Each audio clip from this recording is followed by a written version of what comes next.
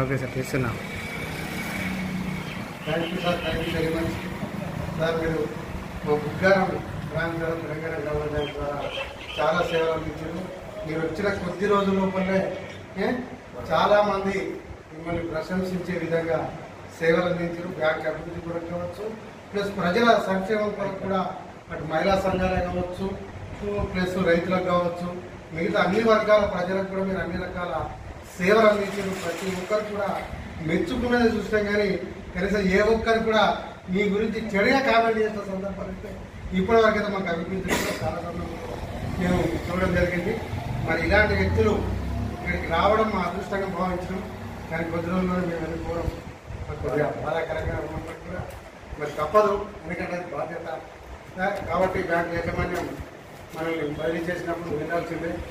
నేను అక్కడ కూడా మీరు మంచి సేవలు అందించి మరిన్ని మంచి అవార్డులు కూడా వివరాలు కూడా పొందుతారని చెప్పేసి ఆశిస్తూ, మరి మీ జీవితం అంతా కూడా మీ కుటుంబ సభ్యులందరూ కూడా ఆయుర ఆరోగ్య కష్ట ఐశ్వర్యంతో ఉండాలని చూడాలని ఆ భగవంతుడు బాగుంది సార్.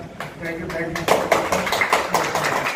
లేటైనా ముందైనా ఒక ఆయన సమయానికి లేకపోయినా తెచ్చుకునే ఓపికతో చెప్పించే సేవలు అందించడం లేదు. చదువుకోకుండా మరి నన్ను చాలా చాలా సంతోషం సార్. మీ వాయిస్ ఏముంది సార్, ఎక్కడున్నా ఎలా ఉన్నా నా వర్క్ అనేది ఇలాగే ఉంటుంది. అది అవసరమైనంత వరకు జనాలకు సహాయం చేయడమే. సహాయం చేస్తున్నానని చెప్పి రూల్స్ అండ్ రెగ్యులేషన్ అదైన్స్గా ఇప్పటి వరకు చేసింది లేదు, అది చేయాలి కూడా. అది కరెక్ట్. హెల్ప్ అనేది పర్సనల్గా కానీ హెల్ప్ చేస్తాను, కానీ సర్వీస్ నుంచి బయట హెల్ప్ చేసేదంటూ ఉంటుంది. సర్వీస్ అంటే ఏముందండి, వచ్చిన వాళ్ళకి మంచిగా హాయిగా వాళ్ళకి ఏం కావాలో చేసి పెడితే నా ఫస్ట్ ప్రిఫరెన్స్ సీనియర్ సిటిజన్స్కి వెళ్తారండి. నెక్స్ట్ ఫిజికల్ హ్యాండిక్యాప్డ్ ఎవరు వచ్చినా నేను లేచి వెళ్ళి వాళ్ళ పనులు చేసి పెడతాను. ఇప్పుడు కాదు, నాకు బ్యాంకులో చేరినప్పటి నుంచి ఇది ఒక అలవాటు. క్యాషియర్గా చేశాను, ఇప్పుడు మేనేజర్గా చేశాను. ఎలా చేస్తున్నా కూడా అలాంటి వాళ్ళని చూస్తే వాళ్ళ దగ్గరికి వెళ్ళి వాళ్ళు ఓచర్ నేనే రాసేవాడిని, సంతకాలు నేనే పెట్టించుకునేవాడిని.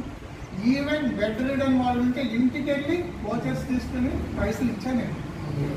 ఇక్కడే మధ్యాహ్నం